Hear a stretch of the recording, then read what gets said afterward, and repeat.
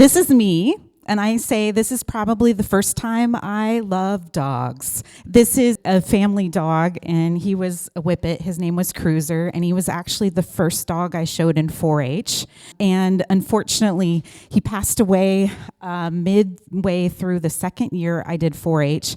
And so I ended up having to show the other dog on the farm, and it was a German Shepherd that was he flunked police school, but don't tell him that, right? Anyway, so I showed a couple different farm dogs first before I kind of went into more of the purebred world in the dogs. But I grew up on a farm. My mom, I love her dearly. She's like my best friend. She showed Morgan horses and bred them. She then downsized to miniatures. These are two of her horses. She was a carting person mainly. I actually did in 4-H do horses, and I also did rabbits. So I've been to the ARBA convention many times, and this is my mom's breeding. I actually did mini Rexes. I will say that rabbits is a great way to learn pedigrees. If you ever need some experience with pedigrees, awesome place to do it. Anyway, when I was about 5 years old, my mom decided that she wanted to breed a color of Netherland dwarfs that didn't exist in this country. It was tan right here, and she has been breeding them since then, and she developed them from regular tans, bred them to Netherland dwarfs, and got all the... And so it's funny because the genetics that we were talking about yesterday in cats, the Rufus gene is something that my mom talks about all the time in rabbits. And I'm not a genetic person. Don't get me started because I have no idea what you're talking about. But my mom knows it in this little creature here. So she goes to the ARBA conventions and shows her tan Netherland dwarfs and competes with them. So in 95, I begged my mom, and I said, Mom, I really want to show dogs. I don't want to show horses. I like the rabbits, but I really want a dog. And so we did a lot of research, got my first cardigan. This is me in 97 with my first puppies. And this litter actually happened in Australia. In high school age, middle school age, my family moved there, and we actually lived there. My dad was transferred with his job, and so I got a lot of experience in juniors in another country as well. So that's a good point because in Australia you do juniors a lot differently, junior showmanship, for those who are not dog people. So my mentor took me there. Today, obviously, I've done 4-H, and I've grown up in 4-H. I judge 4-H, and now I'm a leader of 4-H. I am in charge of the fair now. I'm in charge of a lot of things. Don't get me even started. But I started cardigans then, and we added border collies when we lived in Australia. My sister decided that she wanted a border collie and brought our first border collie home. It was about the time that border collies came into the herding group. I did show in junior showmanship, although I have to say that I was not one of those that went to Westminster and did all these things, because I showed my crazy little cardigan and I wasn't as competitive as some other kids were. But I did some of my bigger years in Australia, and I actually was very competitive in Australia. I got to compete at the PAL finals, and I think the only reason why I didn't win was because I opened my mouth and they realized I wasn't Australian. But anyway, we'll go from there. As a judge, I learned when I was little in 4-H and things that I loved to step in the judging world because I got that opportunity. And so one of the things that I will say is I love all dogs, but I love studying the history and the reason why we have that breed. And so therefore, I started judging at a pretty young age. And I have two groups now. I have the herding group, the sporting group, and I'm working on the toy group. So, and I also judge a lot of companion events. I do, the recent one was Fetch, but I do the temperament test judge. I'm a farm dog judge, CGC, trick dog, and that kind of thing. So I do a lot of that kind of stuff too. My club involvement, I'm part of the Greater Clark County Kennel Club. I'm a board member there, but I'm also part of the Oregon Dog Judges. I'm membership chair and been in the board in the past, but I also am part of the Cardigan Welsh Corgi Club of America and have a local specialty club called the Northwest Cardigan Welsh Corgi Fanciers. And I'm show chair. I've show chaired 2 nationals, a Border Collie National that went out west, and it was probably the only one that will ever see the West Coast ever. And I also showed the Cardigan National not too many years ago. In regular life, just so you know, I am a teacher. I have my master in music, and I had a private studio for years and years and years. And then I decided the last couple years to do some private school. I did K through 6th grade music classes, and then the last couple years I was a choir director for middle school and high school. This fall, I decided to take off, so I am off not doing teaching other than all the stuff I do in 4-H and AKC Junior Club and all that stuff. But I will say that I am working on my doctorate in education, so I'm kind of trying to finalize that and kind of get things ahead to be able to go forward. And who knows if I'll go back to teaching right now, honestly. We'll see. I'm also I've done a lot of small animal massage therapist, so when the vets are up here talking, I kind of have a piece of that world, not a lot, but a little bit. And I am a mom of a blended family of 3 kids. So I will also say that I am a lover of a lot of other animals, and manatees, when I was this big, I did an endangered species, like little, project and whatever. And I love manatees, and I go to Orlando every year, and I have to go see the manatees. I even swam with them. But dogs are definitely my life, and music and dogs. So these are some questions I want to ask. What jobs do you need in an animal world? And I want to be a little more specific in the say, if you are putting on a dog show or a horse racing show, what jobs do you need? What hats do you wear personally? I know I wear a lot of hats. And the last question, who is going to take over those jobs when you retire? In the dog world, I think we have a little bit of problem with that. We don't have the people that are going to take it over. So I kind of went above and beyond and said, hey, this was in 2020. 4-H was at a standstill because of all the COVID regulations. And I said, you know what? I've always seen these 4-H kids over here, and then they never get over on this side to AKC. And how can we bridge the gap between both worlds so that we make sure we bring up our 4-H kids to become into our purebred world, then to be jobs in the future as adults being part of our community. And so we established our first junior club. I want to start a little bit with 4-H. One of the things that 4-H does is their motto is to make the best better. Another motto that I love to say is learn by doing. So in 4-H, I am working on establishing that kid and bringing up that kid to be a whole body person. So I get a lot of kids in my 4-H program that are scared to speak in front of people, that'll hide behind their parents and not be able to really do any public speaking. I have a lot of kids in 4-H that are special needs. Maybe they have on the spectrum from autism. I have a lot of kids that come through the program that have medical issues that may not be able to do sports over here, and so they come through the program. 4-H is a great way to bring up a well-rounded kid because of what they have in there. And the pledge, it really encompasses, because it is the head, the heart, the hands, and the health that we fully embody in 4-H. This is kind of a slide about 4-H versus AKC. In 4-H, you're required in the dog program, and not everybody has a dog program in every part of the country, so please know that there is lots of regional-based places. We have showmanship and obedience that are required. They all have to compete in showmanship and obedience.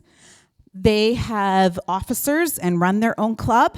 So they learn to be a president, they learn to be a treasurer, they learn to be a secretary. We have lots of workshops throughout the year. We have fun matches, and ultimately the fair competition, which, by the way, they get premium money from the fair too. They love that. But we also have the knowledge events. So we have dog judging contests. We have dog bowl competition, which is like a quiz bowl. We also all, as a club, have to do community service. So we do things in the community and giving back. Like I said a little bit before, the speaking tools is amazing because we do have questions as a part of showmanship. So all the kids have to answer 5 questions in our county and or in the state in showmanship directly. Each question is related to a different area, but 4-H is very adamant that we want to encompass all dogs, and so they don't want to step into the AKC and say, hey, we want to be promoting AKC. So in 4-H, I cannot say, oh, let's go to this AKC show, or, oh, let's do these questions and things and knowledge about AKC events. I can't do that. On AKC side, we have junior showmanship that's everybody loves and everybody adores, but we have a lot of lack of new people in the sport right now. We have a lot of need for younger generation to help with shows and events. A lot of those clubs are dying and they don't have people to take them over. The other thing is that our youth don't have the knowledge to be able to promote purebred dogs. They don't. And that's something that I think is lacking. I also believe that there's a lot of resources that especially dog show people don't know we have and that are available, and just getting them the resources to be able to use. So we also definitely need future breeders, and that's the biggest ultimate thing. But one of the things that I say is that the part of the reason why I developed the AKC Junior Club is because I want the next blank: parking chair, hospitality chair, secretary. I want that person that goes into the community and says, hey, you should do some research on this breed in order to find the best breed for you. By the way, have you taken the Find Your Breed thing on AKC before? Okay, I laugh because I got a breed that I would never own, just saying. So this is kind of a little bit more into what I found in my 4-H club. So this was in 2020 when I started this process. You always have members at the beginning of the year that kind of fall off. So we'd have about 20 kids in our 4-H club in 2020. And about 5 of them had an AKC junior number and maybe competed in AKC. And only about 2 of those maybe did it for longer than a little bit. So we had a lot of our kids that wouldn't step over the bridge, okay? We started the AKC Junior Club. Our mission: to provide a club in which juniors can gain knowledge, skills, and mentoring in AKC sports, and in turn support the growth of new members in our dog world. So these are brief. I'm not going to go too far into detail, but there's several requirements that we require. They have to fill out a membership to acknowledge that they're going to especially commit to the AKC Code of Sportsmanship and Regulations, so that we make sure that we're covered under that. We are an umbrella underneath the Greater Clark County Kennel Club. So the Greater Clark County Kennel Club supports us. We support them. So it's a two-way stream. One of the things that means is that our treasurer for the Greater Clark County Kennel Club has a section for us. So when we fundraise and we do our events, they actually coin it for the junior club, and then we kind of fill that pool and then use it for our showcase events. Activities we do. We are not just a junior showmanship club. We have business meetings. We do it an hour before our regular meeting for our club. So a lot of the juniors get to meet all the club members, which is great. They love it, and they have their own officers.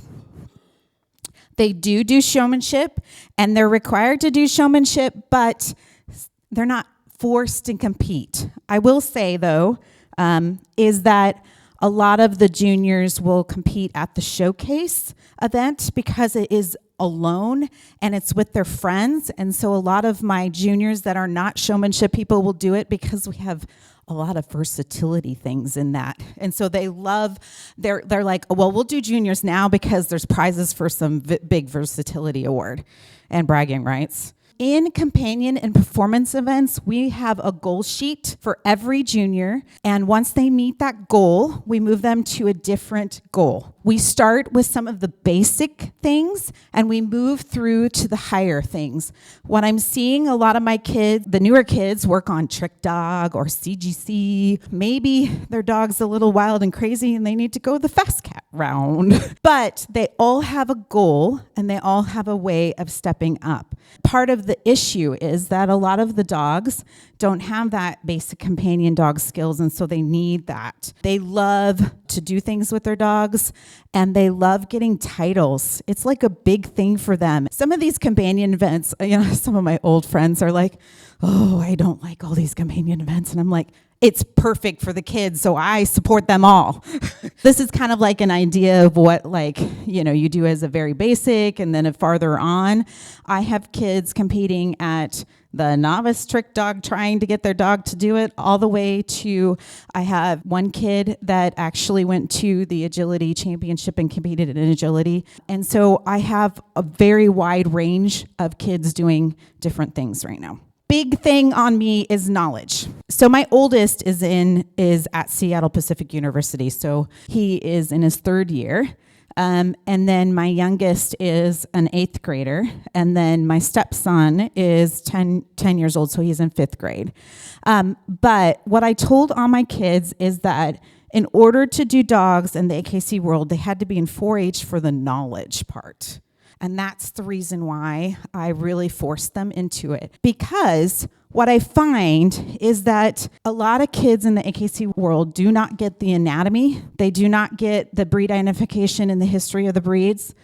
They definitely don't get the health and care. They don't know a lot about AKC history a lot of times, and they learn it here. And the judging contest, that's kind of an advanced thing, and public presentation demonstration. So we are working on developing this knowledge fest, is what I like to coin it, to the dog world in AKC. And this year, actually, Mary Beth has asked me to do 2 opening seminars for the juniors in Orlando at the Royal Canin booth.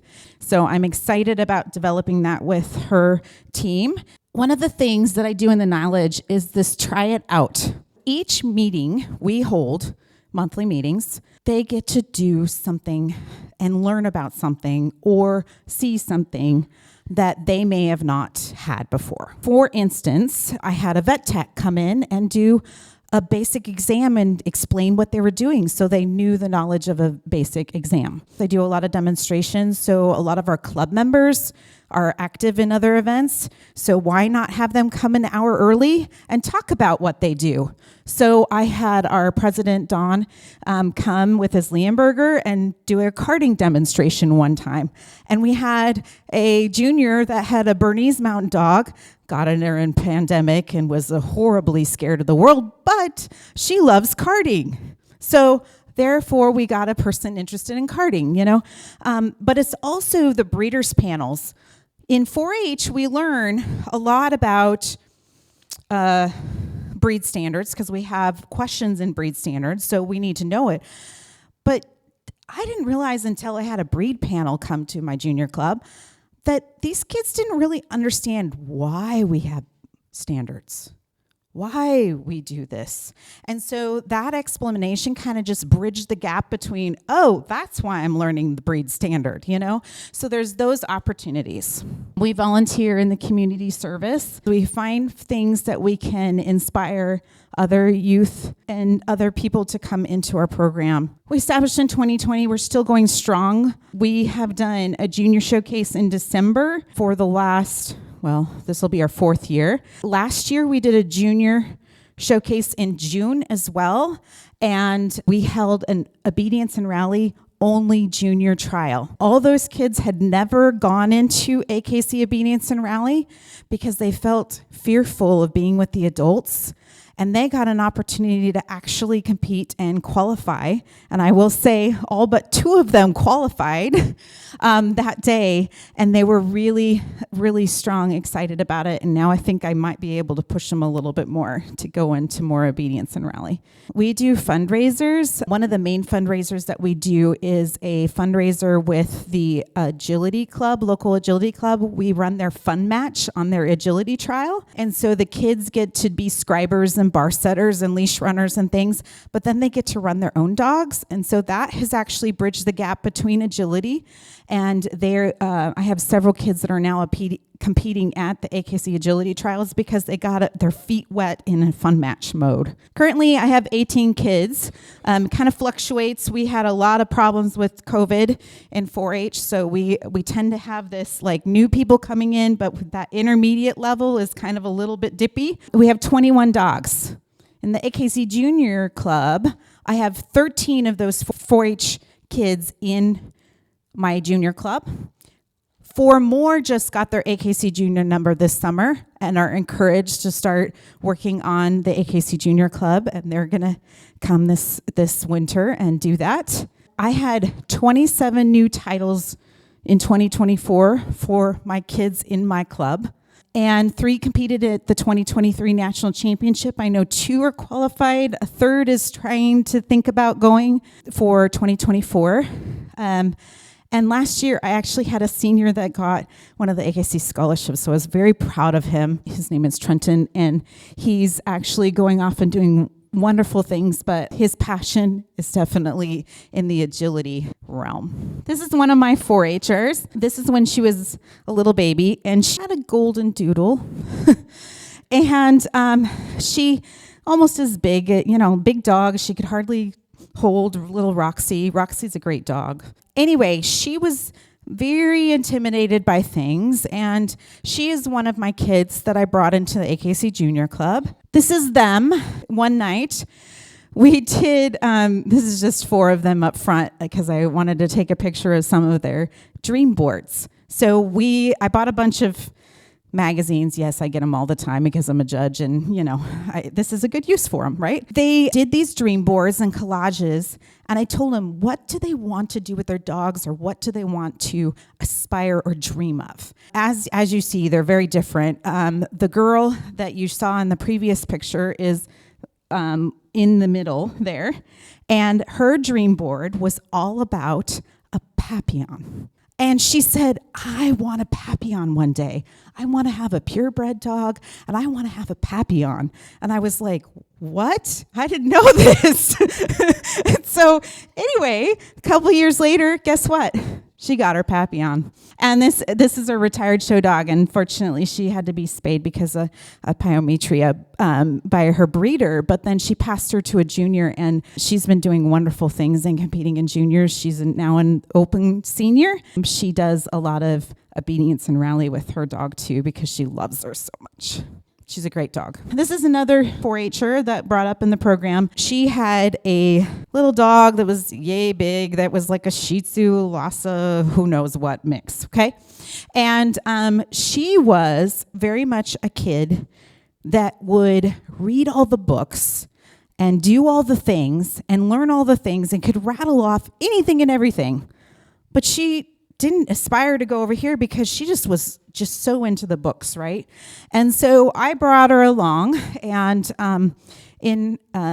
she joined in 4-H as an intermediate, so in middle school. So in high school, I told her, I said, hey, why don't you just come to some dog shows with me, and I'll put you on my cardigan, and you can show her in juniors and have some fun and learn about this world, right? And so this is my cardigan lady. She took her. In novice senior, she was the only one, and after a few shows, all of a sudden she had 2 wins, and she needed that last win in order to get to open senior, and voila, she went best junior. And then she has grown from that.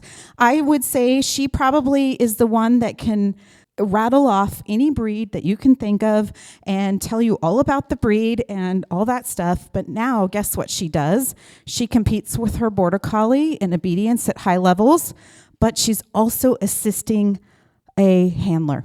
So she has grown into handling. I am very proud of her. She travels along with that, and she's just really been great. She also, in another realm, has, because she is now graduated and off doing other things, she's a part of Greater Clark County Kennel Club now. And one of the things that she does is she does a lot of our flyers and things that some of us who aren't very computer savvy can't do.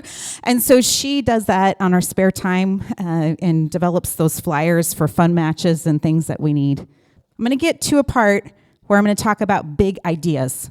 So this is my challenge. Think of those jobs that we talked about in the beginning, and how are we going to bring and replace you? These are some ideas. Who has the national anthem sung at their event? Why not ask a school choir to come in? Why not ask them to come in and then do a walk around the show and show them exactly what's going on? This is my high school choir, and I brought them there, and most of these guys didn't even know about dog shows. And they had if you can see a second from the kneeling and anyway, there's a Manchester Terrier in there because we had to have a dog in our photo when we took this photo. They loved it, though. Art contests. I know several clubs do this, but when you do an art contest, and this is a digital, my middle schooler, he loves doing digital drawings, and that's the way he enters the fair, is digitally. Anyway, why don't you invite those schools to come and see their art contests? I know some clubs that have done that and been very successful with it. Why aren't we visiting schools? Colleges need people to come when they are in finals with dogs and get a chance for the kids to have some mental break from their studying and their finals. And why can't you call up that local college and say, hey, our club members want to come and bring the dogs and have them love on them, you know? This is Clark College. This is a Corgi section. Pembrokes do this a lot. A lot of them are pet people. Some of them are in the show world, and some of them are beyond. But they come and they do this, and they love it. They love it. They soak it up. The Read to a Dog programs. Why aren't you doing that? Because that opens a conversation with the younger generation. And I will say, it's harder to influence the middle school, high school. It's easier to do in the elementary. And that's exactly where some of these Read to the Dog programs and libraries are great opportunities. Let's get our purebred dogs in there and say, hey, what is this dog breed? What does it do? You can have those conversations in those realms. Farmers markets. One of the things that we have done in the past is our club has come to farmers markets and done some promoting in just standing around and asking questions and helping with, there's a lot of times there's animal days, and so we've done that with the community before. It's a great place to meet a lot of people very quickly. Social event. Okay, I really struggle with this because a lot of clubs decide that they want to do a social event for the juniors to honor the juniors. It's like a pizza party or an ice cream social and da-da-da-da-da. Why don't you educate them in something while you're doing that and not just have your social hour? Because is it really teaching the kids to learn anything more other than camaraderie with each other, which is great. I love it. But why don't we do education with it? And so that's one of the things that I will say is something that I wish more clubs would do. Vet students. Okay. So Linn County Kennel Club does this, has done it for the last couple of years in Albany, Oregon. There's a group of people who have decided to bring vet students to the dog show. And they do a seminar type thing where they bring the vet students, they talk with a breeder, the AKC rep comes in, a judge usually talks, and sometimes they'll do like more of a health thing and about the breeders, and then they get to meet the breeders, and they get to go see the events. These students just love it and soak it up. Mentors. Okay, so this is my mentor in cardigans. Her name is Dorothy Harcher. She passed away 2 years ago. She took me in and sat me down, and we watched video after video, and she said, well, you know, what do you think about this dog? Well, I don't like this. And she's like, but why don't you like this? And, you know, she really mentored me. So my challenge is, it is your job to replace you in a mentorship. And I know that that's hard to trust some people, but you need to find those people that you can mentor. I have a way that I've done it. I can't sit down with a lot of people anymore because I'm too busy with my life and all my boxes. But I have a box of all of my history from my breed, and I pass it to a lot of the new people. I say, hey, I know you can't get these things, these old handbooks, these old pedigree deals and things like that, but I'm going to hand this to you, and you're going to look at it so that you can kind of absorb some of the history. Yeah. I did develop a cardigan pedigree database when I was in middle school, high school, and it's too bad it's not something you require everyone to do, because it makes you learn a lot about where we came from in that breed. I'm going to talk a little bit more about a try it out event that happens in the cardigan world in our area. This is called the Cardigan Extravaganza. It's for cardigans only. This is a schedule, and I know that it's not really hard to do, but they have sessions. It's 4 to 6 a day. So past year, it looks like it was 6 a day. It costs $10. So you pick something, you go to it, $10 in the box, and you do this little mini seminar. This is for the pet people, the juniors, the breeders, and everyone above. And there is classes for everyone. So because you can't read it very well, one of the things that I will say is that they do a lot of agility 101. Like sometimes they're more specific. Like, okay, let's try out agility. Okay, now we're going to work on sends, or we're going to work on tunnel work, or we're going to work on something specific. We have people in our community that come and do something more in conformation. One of the things was how to groom a cardigan. One of them was how to get the best free stack, how to hide those faults, getting more specific into things. There's also mentoring with what does your first aid kit look like that you need at every dog show. There is questions on leash manners, there's intro to rally, there's CGC testing happening, farm dog testing. There's intro to fast cat, so they bring a bag out and they try out fast cat, so they see if they're interested in that. There's more vet talks and things that happen. They also have vendors. They have a silent auction. They have a potluck on Saturday night, and it's 2 days of learning about something new you can do with your dog. I'll go back to the previous slide because this is my son, and this is his dog, April, and she got her CGC this last year at the Cardigan Extravaganza. He will say that April can't stay. April can't stay. She can't do any stays, no matter what, because she loves agility. Well, I had him take the CGC class, and guess what? She got her CGC. So she can stay. He just doesn't make her. This is one of my last slides. AKC education. What's that? Okay. When I started doing my AKC Junior Club, I started digging deeper into our AKC website, and I learned that there is a lot of tools that I didn't even know existed. So I'm going to escape from this a little bit, and I'm going to bring up AKC education. So this is something that has a lot of resources to it. There's lots of different programs. If you can see, there's a summer reading challenge. There's a national art contest. There is the Pup Pals program. That's a really cool program.